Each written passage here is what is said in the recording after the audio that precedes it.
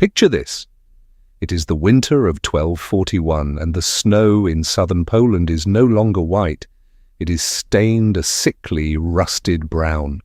You are standing on the shattered walls of a burning wooden fortress, gasping for air that tastes like ash and roasted flesh. You look to the horizon, but there is no horizon. There is only a tidal wave of horse muscle, iron and fur tearing across the plains. You cannot hear the man screaming right next to you because the air is vibrating with the sound of 100,000 hooves beating the frozen earth like a relentless war drum. These are not ordinary soldiers. They do not march in neat, civilized lines. They swarm like a terrifying plague of locusts. A single arrow drops from the sky, piercing the throat of the guard beside you. Then the sky turns black as 10,000 more arrows blot out the winter sun. You are facing the Mongol Golden Horde, the apex predators of the 13th century. By tomorrow, your city will be a mass grave, your duke will be headless, and the Mongols will collect 9 sacks of severed ears from your dead friends just to tally their kills. You are about to be erased from history. Before diving into these forgotten stories of survival and suffering, if you enjoy learning about the hidden truths of history, consider hitting that like button and subscribing for more content like this. And please comment below to let me know where you're listening from. I find it incredible that we're exploring these ancient stories together from different parts of the world, connected across time and space by our shared curiosity about the past. That absolute annihilation was the first Mongol invasion of Poland. It was a trauma so deep it scarred the very DNA of Eastern Europe. The Mongols swept through the fragmented Polish kingdoms, butchered the Christian armies at Legnica, and then simply evaporated back into the eastern steppes, leaving behind a sprawling kingdom of ash, bones, and widows. For 40 long years, the survivors lived looking over their shoulders. Every time the winter wind howled across the plains, mothers dragged their children indoors. Every time a battered trade caravan brought whispers of unrest from the east, kings stopped breathing. The Mongols had become the ultimate boogeymen. They were a force of nature that could not be reasoned with, negotiated with, or defeated in an open field. They were faster, deadlier, and utterly devoid of the romantic chivalry that plagued European warfare. A European knight wanted to capture you for a hefty ransom. A Mongol warrior wanted to kill you simply because you were taking up valuable grazing space for his horses. But absolute terror does strange things to the human mind. Some men break, folding under the crushing weight of inevitable doom. Other men adapt. As the decades dragged on, the Polish nobility realized a cold, hard truth. You cannot outrun a Mongol horse archer, and you cannot outfight him on a flat plain. If you try to match their legendary speed, you will die. If you gather a massive, clumsy army of heavily armored knights to meet them in a glorious pitched battle, you will be outflanked, exhausted, and slaughtered like livestock. So, a new architect of defiance emerged from the trauma. His name was Leszek the Black, High Duke of Poland, and he understood that the old way of waging war was nothing short of mass suicide. He looked at his vulnerable flat kingdom and decided to weaponize the geography itself. If the Mongols thrived on open spaces, rapid mobility, and unrestricted foraging, Leszek would violently deny them all three. He began a massive, agonizingly slow campaign to replace weak, wooden palisades with towering walls of solid stone. He fortified the monasteries, he entrenched the major towns, and he prepared his people for a completely different kind of nightmare. He was not going to fight the Mongols. He was going to starve them to death. He was secretly building a giant, jagged mousetrap across the breadth of Poland. By the time the brutal winter of 1288 arrived, the boogeyman finally returned. Nogai Khan, the fearsome and undefeated warlord of the Golden Horde, alongside Talabuga, unleashed an army of 30,000 battle-hardened veterans across the border. They came expecting the same terrified peasants and foolish knights they had butchered 4 decades earlier. They expected to ride, shoot, and loot their way to the Baltic Sea with impunity. They had absolutely no idea that the rules of survival had been rewritten, and they were riding straight into a meticulously engineered meat grinder. To understand the sheer scale of the nightmare approaching Poland in 1288, you have to understand the mind of the apex predator. By the late 13th century, the Mongol Golden Horde was not an army in the traditional European sense. It was a biological weapon. A European king would spend months gathering his lords, arguing over supplies, and dragging a clumsy train of wagons through the mud just to move 10 miles a day. The Mongols carried nothing but weapons, a few strips of dried meat, and the clothes on their backs. They drank the blood of their own horses to stay hydrated on the march. They moved like a terrifying act of nature, an avalanche of flesh and bone sweeping across the steppe. At the head of this apocalypse rode 2 men who had never been taught the concept of defeat. The first was Talabuga, the Khan of the Golden Horde, desperate to prove his ruthlessness to his restless generals. But the real terror, the architect of this invasion, was Nogai Khan. Nogai was the kingmaker. He was an aging, battle-scarred warlord who was missing an eye, a gruesome souvenir from a past campaign. That empty socket was a constant reminder to his enemies that he could not be killed, only angered. Nogai had spent his entire life breaking the spines of empires. He had crushed the Byzantines, manipulated the Rus, and orchestrated massacres from the Caucasus to the Balkans. To him, Poland was not a threat. It was a pantry. It was a soft, crying land full of undefended peasants and arrogant, slow-moving knights who were practically begging to be separated from their gold and their heads. In the winter of 1288, Nogai and Talabuga unleashed 30,000 veteran horsemen across the frozen borders.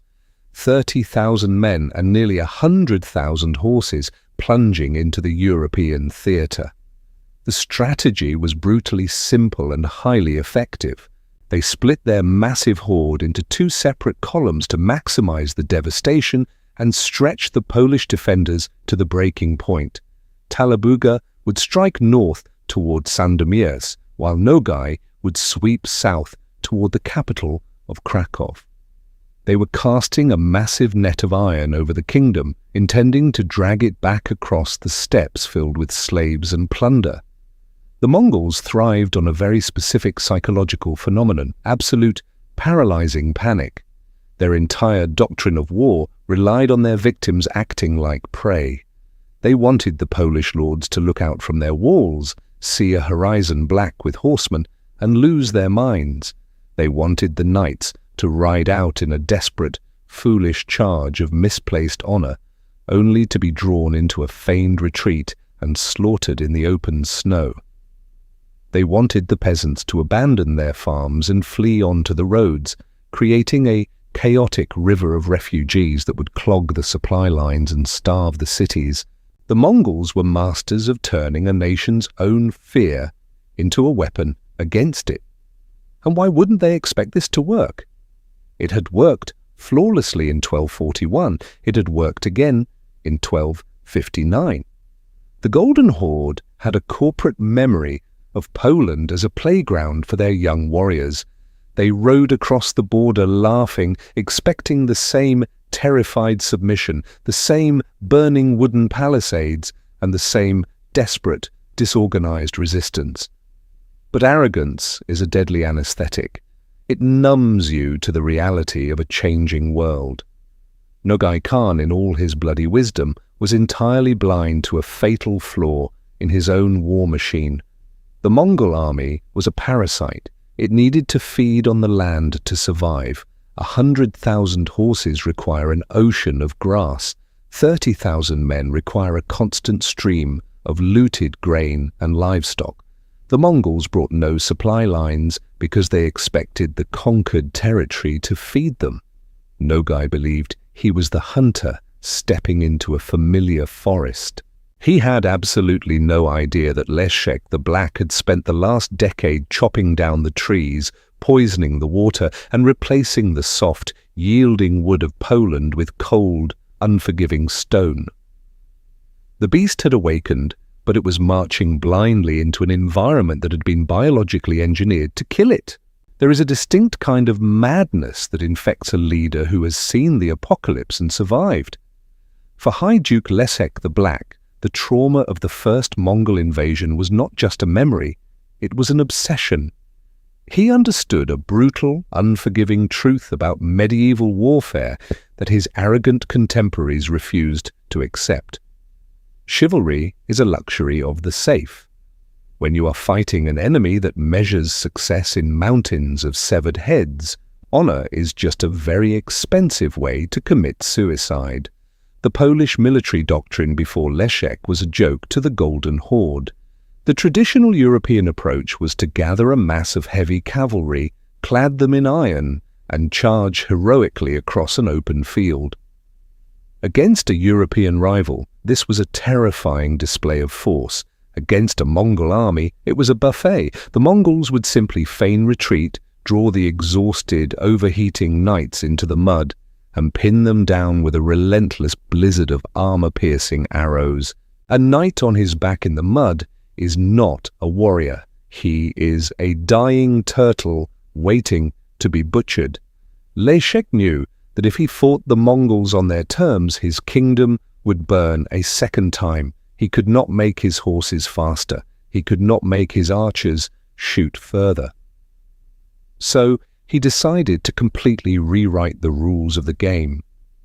He looked at the vast, vulnerable plains of his homeland and began a project of paranoid, exhausting engineering. He was going to turn Poland into a giant porcupine of stone. For years, Leszek squeezed his kingdom dry.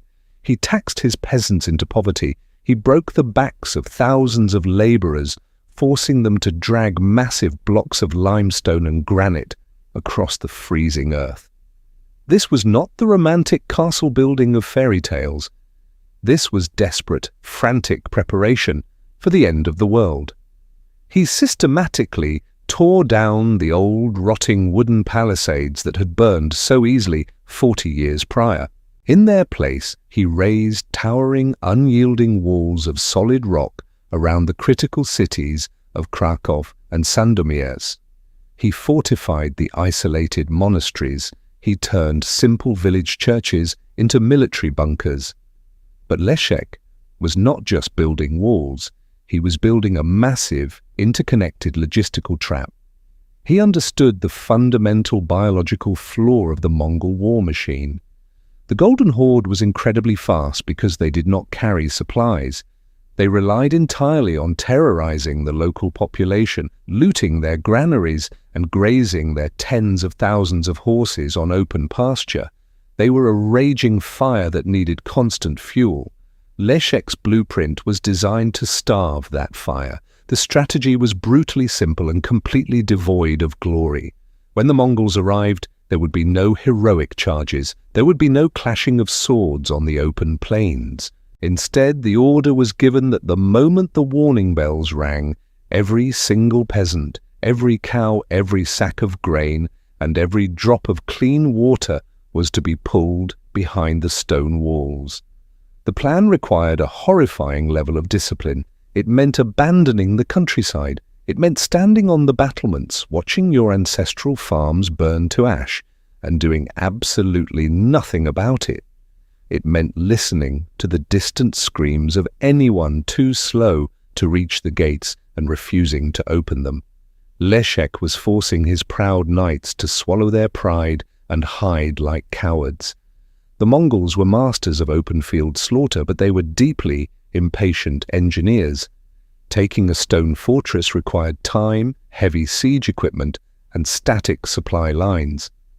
Those were three things the highly mobile Golden Horde despised. Leszek had calculated that the brutal Polish winter would do more damage to an idle, starving army than 10,000 swords ever could. Stone does not bleed. Stone does not panic. And most importantly, stone does not feed a Mongol horse. Leszek had constructed a landscape that denied the invaders everything they needed to survive. He had built a labyrinth of starvation. As the massive armies of Nogai and Talabuga crossed the border in the freezing winter of 1288, they expected to feast on the weak. Instead, they found themselves staring up at cold, silent walls, their horses already digging through the snow in a desperate, futile search for grass that was no longer there. To understand the absolute ruthlessness of Leszek the Black, you have to understand what a scorched-earth policy actually looks like on the ground. It is easy to read about it in a history book and think of it as a clever tactical maneuver, but in reality it is a profound act of national self-mutilation. You are a Polish farmer in the winter of 1288. The warning bells ring. You are not told to grab a pitchfork and defend your home. You are ordered by your own duke to take a torch and burn your ancestral farmhouse to the ground. You are ordered to slaughter the pigs you cannot carry and leave their rotting carcasses at the bottom of your own drinking well to poison the water. You must take every ounce of grain, every scrap of winter forage, and lock it behind the stone walls of a city miles away. You are leaving nothing but poisoned water, frozen mud, and ash. This was Leszek's trap. The Mongols of the Golden Horde operated on a very specific mathematical equation. One warrior usually brought 3 to 4 horses on a campaign to ensure constant rotation and terrifying speed. That meant Nogai and Talabuga crossed the border with roughly 100,000 horses. A single Mongol pony, tough as it is, needs up to 20 pounds of forage a day to survive the freezing temperatures of a European winter. You do the math. The Horde needed 2 million pounds of food every single day just to keep their transport alive. And Leszek had just burned the grocery store to the ground. When the Mongols swept into southern Poland, they did not find the terrified fleeing refugees they had hunted in the past. They found a silent, desolate wasteland. The villages were already reduced to smoking embers. The granaries were empty. The wells were choked with dead dogs and livestock. The vast fields of grass were buried under a thick layer of snow, and what little remained had been deliberately torched before the freeze. For the first time in their lives, the invincible warriors of the steppe felt the icy grip of logistical panic. A Mongol rider is a master of living off the land, drinking horse blood and eating dried meat, but even a Mongol cannot make grass grow in the snow. They began to spread out, pushing their scouting parties further and further away from the main column in a desperate, frantic search for untouched villages. But Leszek had been thorough. The zone of starvation stretched for miles around every major fortress. This forced the Mongols into a fatal error. They had to break their concentration. The massive, unstoppable fist of the Golden Horde unclenched, spreading its fingers out across the frozen Polish countryside to scavenge for scraps. Talabuga's forces in the north and Nogai's forces in the south began to bog down. The legendary speed of the Mongol war machine plummeted from dozens of miles a day to an agonizing crawl. Horses began to collapse in the snow, their ribs showing through their shaggy winter coats. And when a Mongol loses his horse, he loses his mobility, his advantage, and his identity. He becomes just another freezing man standing in the mud.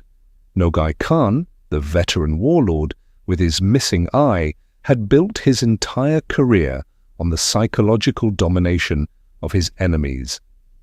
He expected the Polish lords to break under the pressure of seeing their lands ravaged. He expected them to ride out in a desperate attempt to save their burning farms. But the gates of Krakow remained firmly shut. The silence from the battlements was deafening. It was a psychological counterstrike.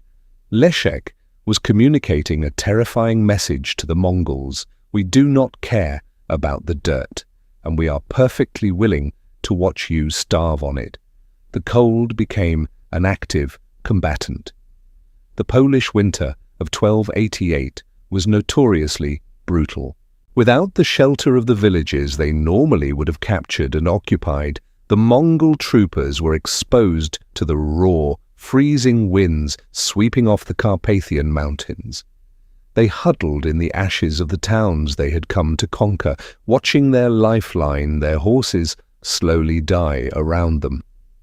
A starving horse cannot carry a man into battle. A freezing archer cannot draw a heavy composite bow. The physics of Mongol warfare were systematically shutting down. Leszek the Black watched from the high stone walls. He did not order a sally, he simply let the brutal winter and his own scorched earth do the killing for him. The apex predators had walked willingly into a cage, and Leszek had just thrown away the key. Talabuga Khan was not a patient man. As the commander of the northern thrust into Poland, he had spent weeks watching his invincible army of the steppe turn into a freezing, hungry mob.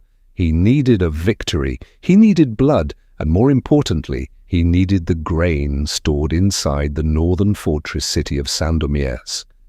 When his vanguard finally crested the hill overlooking the city, they spurred their starving horses forward, expecting the familiar, satisfying crackle of burning wood and the screams of helpless villagers. Instead, they hit a literal brick wall. Sandomierz was no longer the fragile wooden target they had plundered decades ago. Leszek the Black had transformed it into a towering monolith of stone and spite.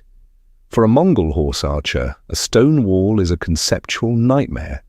Their entire existence revolves around kinetic energy. They are the masters of movement, circling their prey, raining down armor-piercing arrows and vanishing before the enemy can strike back. But you cannot flank a fortress. You cannot outmaneuver limestone. Talabuga, driven by a toxic cocktail of arrogance and desperation, ordered the assault anyway. It was a spectacular, bloody miscalculation. Thousands of light cavalrymen, men who had conquered half the known world on horseback, were forced to dismount. Stripped of their mobility, they were suddenly reduced to clumsy, freezing infantrymen slogging through the snow toward unyielding defenses. Picture the sheer futility of it. You are a Mongol veteran. You have survived campaigns from the Caucasus to the Rus. Now you are standing at the base of a freezing wall, firing your magnificent composite bow straight up into the sky. Your arrows, designed to punch through chainmail and flesh, simply shatter against the cold, grey stone, falling back down like harmless wooden splinters. And then the Polish defenders respond. They do not ride out to meet you. They do not offer you a glorious, honourable death in the field. They simply look down from the safety of the battlements and open the floodgates of hell. Heavy crossbow bolts, thick as broomsticks, punch through the Mongol light armour, pinning men to the frozen mud. Massive, jagged rocks quarried from the very earth the Mongols are trying to conquer are dropped from the parapets, crushing skulls and shattering spines with sickening crunches. The Mongols try to scale the walls using crude, hastily built ladders, but Leszek's garrison is ready. They do not just use weapons, they use gravity and temperature. Boiling water and heated sand are poured over the edges. When boiling water hits a man in the dead of winter, it does not just burn the flesh. It flash freezes a moment later, turning his armor into a sub-zero iron coffin. It is a uniquely horrific way to die, screaming as your skin cooks and then instantly freezes to your own clothes. The base of the wall quickly became a slick, impassable ramp of frozen blood, shattered arrows and broken bodies. It was not a battle. It was an extermination. The Mongols were dying in droves, completely unable to inflict any meaningful damage on the defenders. The psychological shock was profound. These were men who believed they were the scourge of God, destined to conquer the world under the eternal blue sky. Now they were bleeding out in a frozen ditch, slaughtered by men who refused to even look them in the eye. Talabuga watched his elite warriors break like water against a rock. His aura of invincibility was shattering with every failed assault. He had no heavy siege engines, he had no catapults to break the walls, and he had no time to build them. Every day spent camped outside Sandomierz meant more horses dying of starvation and more men succumbing to the biting Polish frost. The meat grinder of Sandomierz was perfectly designed to strip away the Mongol advantage, leaving them exposed, humiliated, and dying. Leszek, the black's jagged trap, had snapped shut, and its teeth were firmly lodged in the throat of the Golden Horde. While Talabuga was violently discovering the laws of physics in the north, the mastermind of the invasion was freezing to death in the south. Nogai Khan, the one-eyed veteran who had terrorized half the known world, arrived at the gates of Krakow expecting a surrender. He did not get one. Instead, he found Leszek the Black deeply entrenched inside Wawel Castle, a fortress that looked less like a building and more like a geological feature. Krakow was the crown jewel of Leszek's paranoid engineering. Its walls were impossibly thick, its granaries were packed to the rafters, and its defenders were warm. Nogai did not order a foolish infantry assault like his junior partner. He was too experienced for that. He decided to wait. He would establish a siege, starve the city, and let panic do the heavy lifting. It was a classic, foolproof strategy. Except Nogai had forgotten one crucial detail. You cannot outstarve an enemy when they are sitting inside a fully stocked pantry and you are camping in an empty freezer. The Polish winter of 1288 did not just arrive. It descended like a physical crushing weight. The temperature plummeted to levels that snapped bowstrings and turned the mud into jagged iron. The Mongols were nomads. They were used to harsh weather, but their entire survival strategy relied on movement. They survived the steppe winters by keeping their herds moving to find fresh forage. Pinned down outside the walls of Krakow, static and exposed, they were stripped of their primary survival mechanism. When the temperature drops far enough, steel and leather armor stops being a defense and becomes a refrigeration unit pressing directly against your skin. Men lost their fingers to frostbite, which meant they could no longer draw a bowstring. They lost their toes, which meant they could no longer stand in the stirrups. The greatest light cavalry in human history was being systematically dismembered by the weather.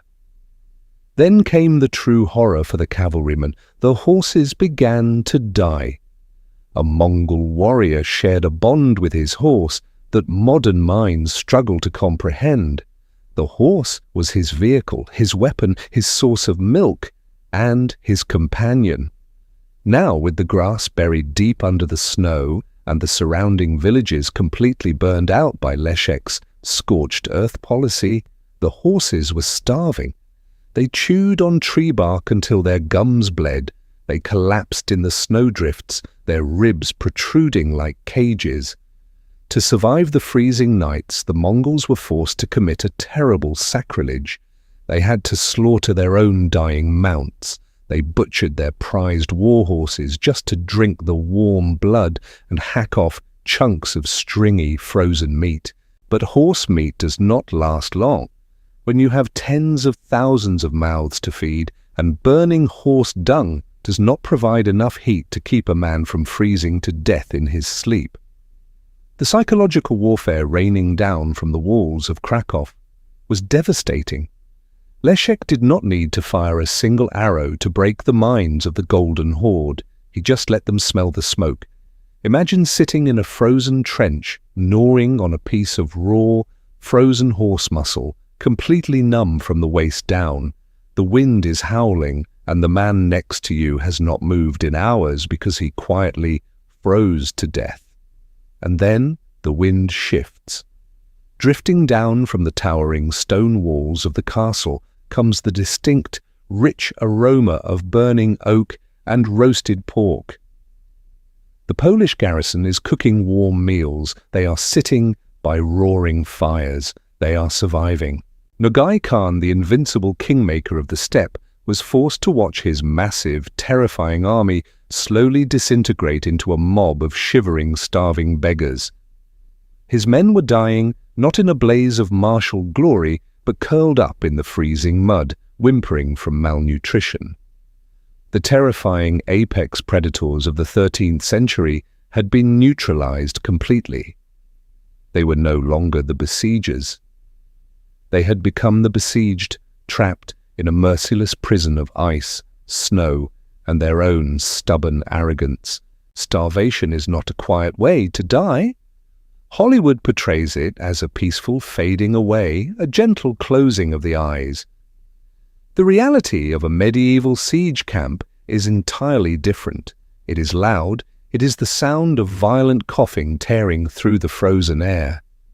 It is the sound of seasoned warriors, men who had casually built pyramids out of human skulls in the Caucasus, sobbing in the mud over a chewed piece of leather harness.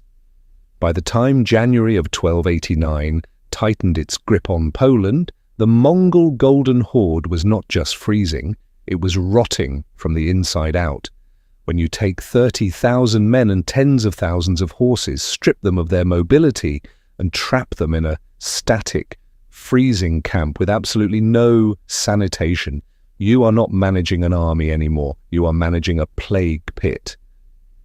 Disease tore through the Mongol encampments with a ferocity that made the Polish winter look merciful. Dysentery and typhus flourished in the squalor. Men who were practically invincible on horseback were reduced to shivering husks, bleeding out their insides into the snow. The camps surrounding Krakow and Sandomierz became sprawling, open-air hospices filled with the stench of gangrene and unwashed, dying bodies. But the physical collapse was only half the story. The true horror for Nogai and Talabuga was the psychological disintegration of their war machine. The Mongols possessed the absolute strictest military discipline of the 13th century. It was dictated by the yasa, the unbreakable legal code of Genghis Khan, which punished almost every infraction with instant death.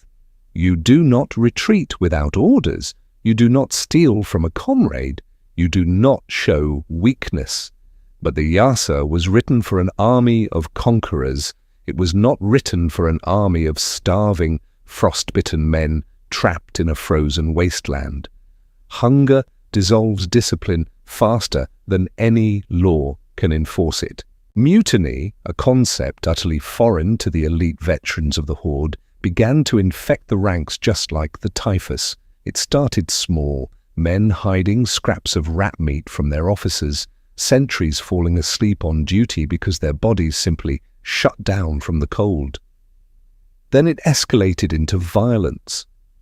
Warriors turned their blades on each other in desperate, bloody brawls over the final, miserable strips of butchered horse meat.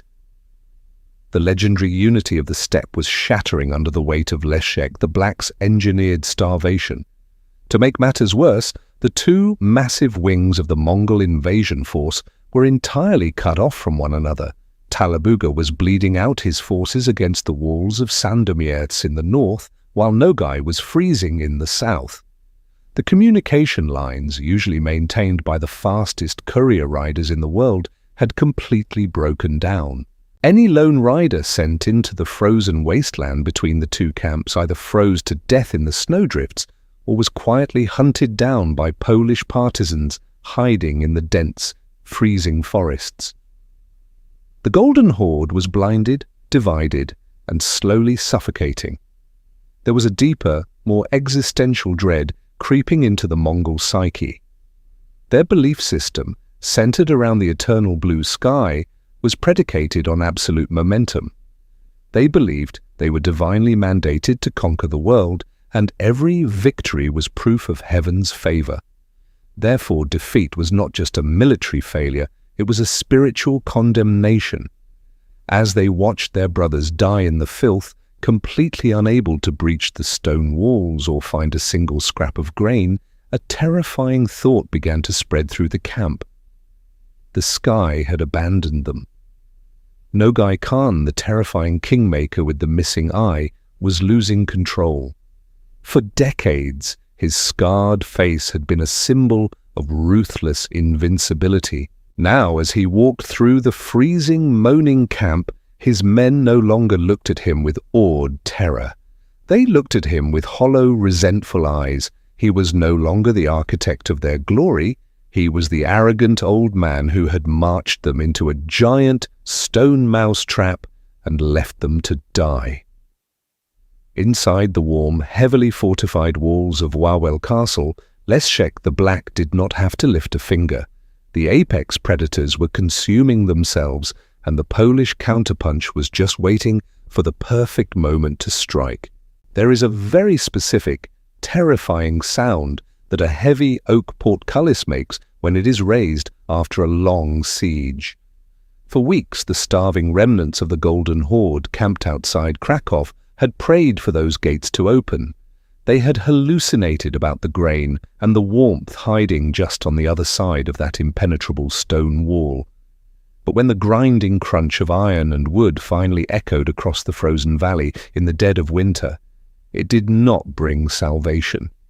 It brought 2,000 tons of pure, unadulterated vengeance. Leszek the Black had watched the Mongols starve. He had watched them freeze, rot, and turn on each other. Now that the apex predators had been reduced to shivering, emaciated scavengers, it was time to take out the trash. The psychological shift in the Polish ranks was absolute.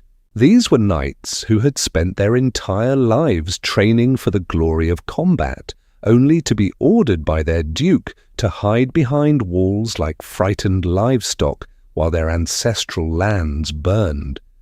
They had spent months stewing in their own humiliation, sharpening their swords and listening to the screams of the dying countryside. They were not just well-fed and warm, they were furiously, violently angry. And when Leszek finally slipped the leash, they did not ride out to fight a war. They rode out to conduct an extermination. The contrast between the two forces at this moment was almost comical in its brutality. A Polish heavy cavalryman in 1288 was a walking tank. He was strapped into chainmail and iron, sitting atop a massive grain-fed destrier bred specifically for shock and awe. The Mongol he was charging toward was a malnourished, frost-bitten ghost wrapped in filthy furs. Holding a bow, he no longer had the finger strength to draw, standing over the half-eaten carcass of his own horse. The physics of the engagement were entirely one-sided. When the Polish knights hit the Mongol camps, it was not a clash of armies, it was a meat grinder. The heavy cavalry swept through the disorganized, freezing throngs of nomads like a scythe through rotting wheat. Lances the size of young trees punched through the desperate defenders, shattering rib cages and lifting men off the ground before trampling them into the blood-soaked snow.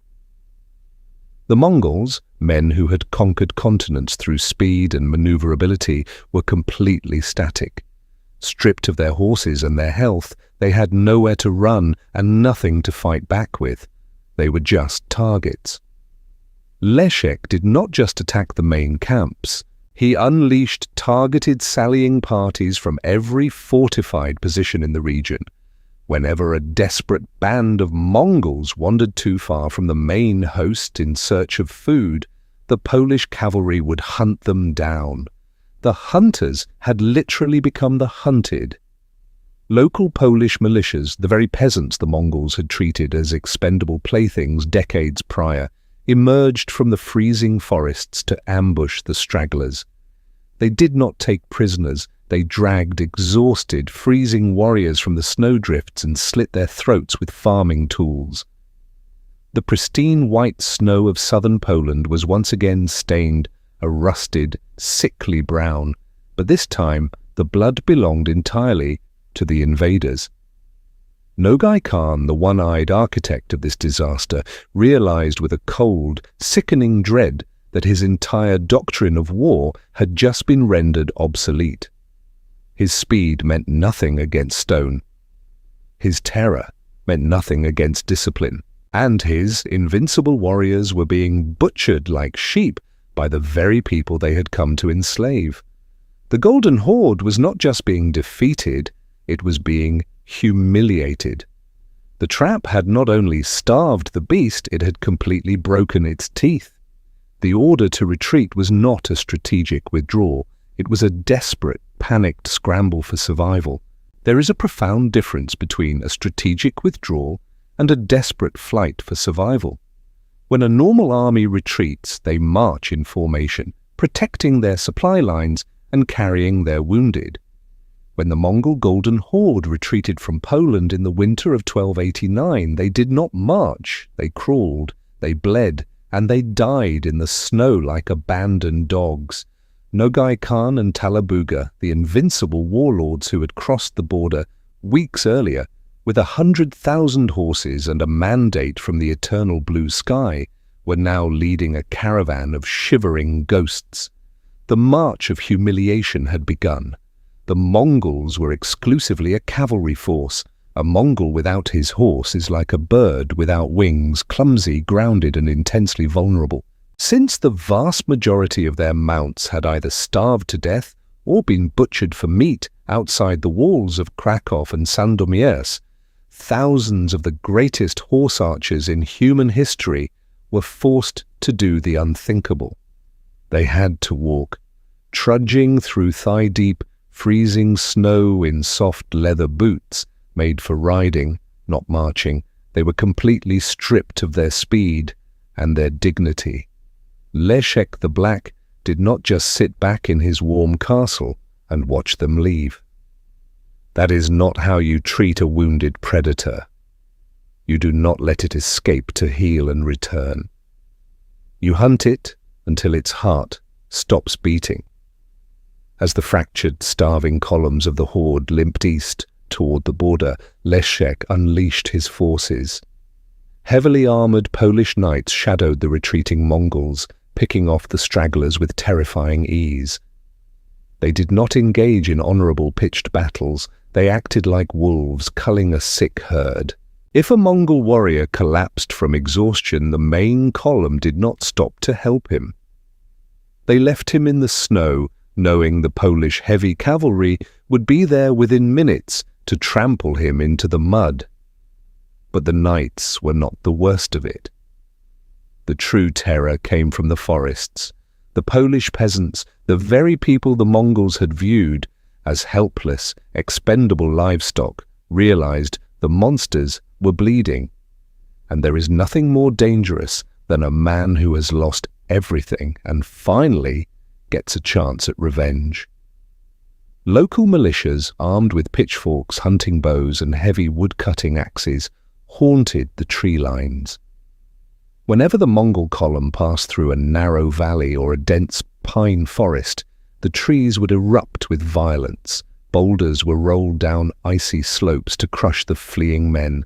Hidden archers fired into the densely packed, slow-moving crowds. It was a continuous, agonizing gauntlet of death. The Mongols were unable to mount any effective counterattacks. Their bows were warped from the damp and the cold. Their fingers were black with frostbite, and they simply did not have the physical energy to chase nimble partisans through the deep snow. The psychological toll of this constant harassment was absolute. These were men who had burned cities to the ground simply because they felt like it. Now they were jumping at every snapped twig, terrified of unarmed farmers. Nogai Khan, the terrifying kingmaker with the missing eye, rode at the head of this miserable procession in stunned silence. His surviving officers dared not speak to him. The aura of invincibility that had surrounded him for decades was gone, replaced by the grim reality of a commander who had completely miscalculated his enemy. He had to listen to the sounds of his own men weeping from the pain of gangrenous limbs. He had to watch proud warriors, men who wore the looted silk of conquered empires, fighting each other over a dead squirrel found frozen in the brush. The humiliation was total. The mighty Golden Horde was forced to abandon its wounded, a profound violation of their own sacred military code. The path of their retreat was marked not by conquered territory, but by a gruesome trail of frozen corpses, discarded weapons, and the shattered egos of a broken army. By the time the miserable, emaciated remnants of Nogai and Talabuga's forces finally stumbled back across the border into the Russian steppes, they brought back no slaves, no gold, and no glory. They brought back only the horrifying realization that the era of their absolute supremacy was violently, permanently over. The apex predators had been broken by the very landscape they sought to destroy. When the snow finally melted in the spring of 1289, it revealed a fundamentally changed world. The Polish plains were littered with the thawing corpses of tens of thousands of horses and the skeletal remains of men who had genuinely believed they were destined to rule the earth. But more importantly, the psychological spell that had paralyzed Eastern Europe for nearly half a century was completely broken. The Mongols were not demons. They were not an unstoppable punishment from the heavens. They were just men with stomachs that needed food, fingers that could succumb to frostbite, and blood that could freeze. Leszek the Black did not win a glorious, sweeping victory that bards would sing about in taverns. There was no legendary, honorable clash of swords that saved the kingdom at the 11th hour. He won by being profoundly, ruthlessly pragmatic. He looked at the greatest, fastest military machine in human history and realized that its greatest strength was also its fatal biological weakness.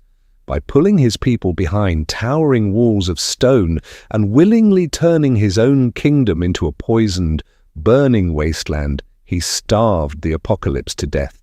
He proved that you do not need to be faster, stronger, or braver than the monster. You just need to make the monster's environment utterly uninhabitable. Nogai Khan survived the retreat, but the aura of the one-eyed kingmaker was permanently shattered. He returned to the Russian steppes a humiliated old man. His vassals had watched him fail. His political rivals had watched him run. The devastating internal civil wars that would eventually consume and destroy the Golden Horde were seeded right there in the freezing mud of Poland. Because an empire built entirely on the illusion of absolute, terrifying invincibility cannot survive a public, pathetic defeat. The third Mongol invasion of Poland is rarely talked about today because it lacks the romantic heroism we inherently crave in our historical narratives. We prefer stories of brave knights charging into impossible odds. We want to see good triumph over evil in a fair fight. We do not like stories where the supposed hero wins by locking the gates, burning the farms, and passively listening to the enemy slowly rot in the freezing mud for months. But history does not care about what makes a good bedtime story. History only respects what works. And in the brutal winter of 1288, what worked was starvation, stone, and the cold, calculated cruelty of a duke who flatly refused to let his people be victims a second time. The Golden Horde learned the hard way that while terror is an incredible weapon, hunger is the ultimate master. If you found this deep dive into the grim reality and brutal engineering of medieval warfare fascinating, please help us win our own battle against the algorithm by hitting that like button and subscribing. It really does make a difference in keeping these forgotten stories alive. And check out the video on your screen right now to see how another impossible victory changed the course of history forever. I want to hear your thoughts in the comments below. Was Leszek the Black's scorched earth policy a necessary evil for survival, or was it simply a different kind of cruelty inflicted upon his own people? Let me know what you think. Until next time, Keep questioning the official story and remember that history is not just a record of the past. It is a brutal warning for the future.